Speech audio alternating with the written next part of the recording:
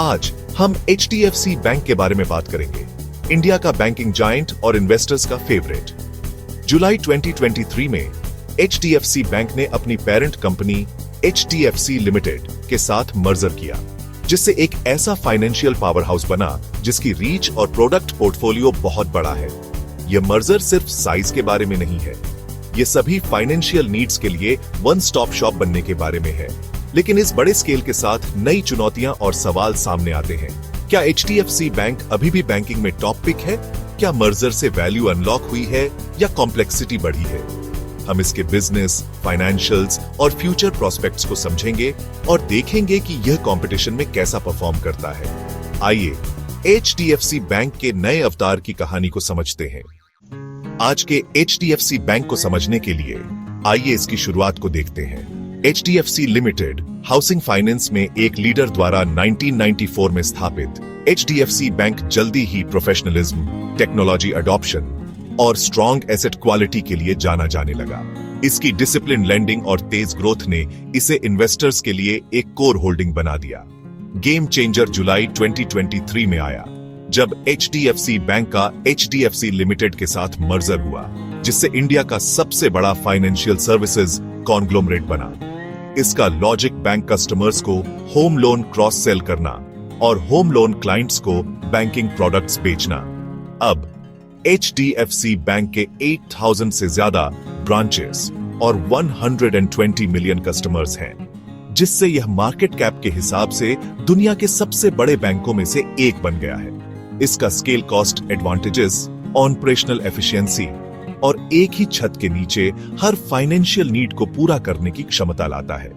इस मर्जर ने इंडिया में एक बैंक क्या हो सकता है, इसको सही मायने में फिर से डिफाइन किया है। आइए देखते हैं कि HDFC बैंक पैसा कैसे कमाता है। रिटेल बैंकिंग इसका कोर है, व्यक्तियों को अकाउंट्स, कार्ड्स और सभी तरह के लोन प्रोवाइड करना, जिसमें अब एक बड़ा होम लोन पोर्टफोलियो भी शामिल है। होलसेल बैंकिंग बड़ी कॉर्पोरेशंस को कैटर करती है, उन्हें लोन, ट्रेड फाइनेंस और कैश मैनेजमेंट ऑफर करती है। ट्रेजरी सेगमेंट इन्वेस्टमेंट्स और लिक्विडिटी मैनेज करता है, जिससे स्टेबिलिटी और प्रॉफिटेबिलिटी बनी रहती है। मर्जर के साथ HDFC बैंक अब लीडिंग इंश्योरेंस और एसेट मैनेजमेंट बिजनेसेस को भी कंट्रोल करता है, जिससे यह एक यूनिवर्सल फाइनेंशियल सर्विसेज प्रोवाइडर बन गया है। इस डाइवर्सिफिकेशन का मतलब है ज्यादा स्टेबल, फीस बेस्ड इनकम और सिर्फ लेंडिंग पर कम निर्भरता।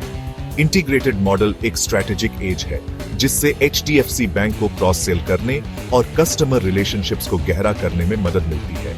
यह अब सिर्फ एक बैंक नहीं है, यह एक फाइनेंशियल इकोसिस्टम है।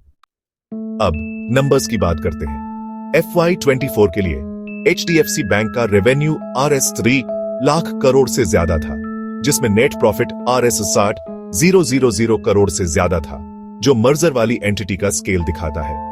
नेट इंटरेस्ट मार्जिन NIM कम मार्जिन वाले होम लोन बुक के कारण 3.4-3.6% तक गिर गया, लेकिन फिर भी हेल्दी है। रिटर्न ऑन एसेट्स ROA लगभग 2% है और रिटर्न ऑन इक्विटी ROE 16-17% है, जो इंडस्ट्री स्टैंडर्ड्स के हिसाब से स्ट्रॉन्ग है।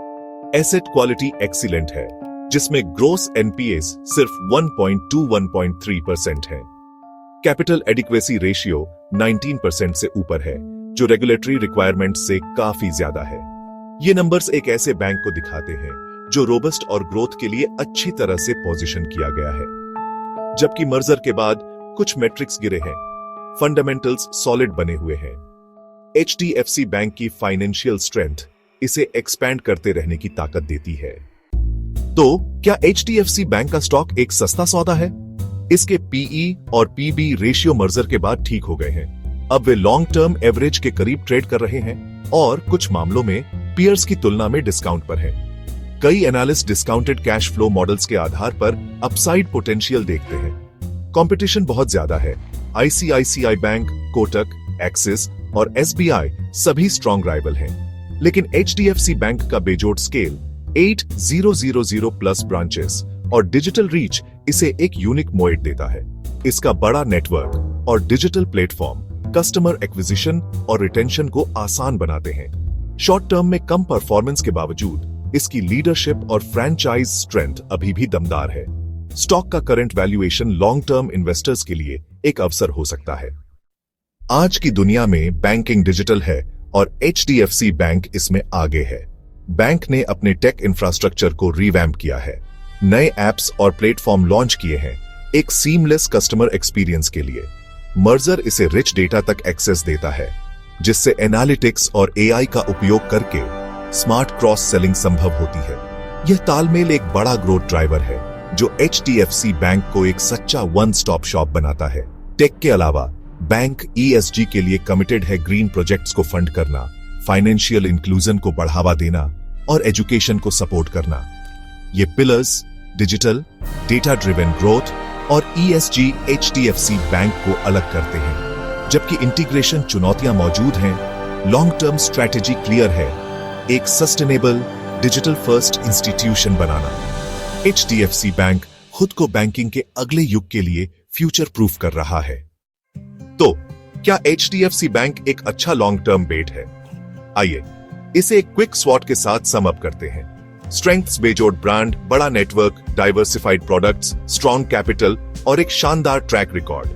वीकनेस शॉर्ट टर्म NIM में गिरावट, इंटीग्रेशन चुनौतियां और हालिया स्टॉक का कम परफॉर्मेंस। अपॉर्चुनिटीज बड़े पैमाने पर क्रॉस सेलिंग, इंडिया में फाइनेंशियल प्रोडक्ट्स की बढ़ती डिमांड और नए मार्केट्स में डिजिटल एक्सपेंशन। थ्रेट्स कड़ी कंपटीशन, रेगुलेटरी रिस्क और मैक्रो इकोनॉमिक हेडविंड्स।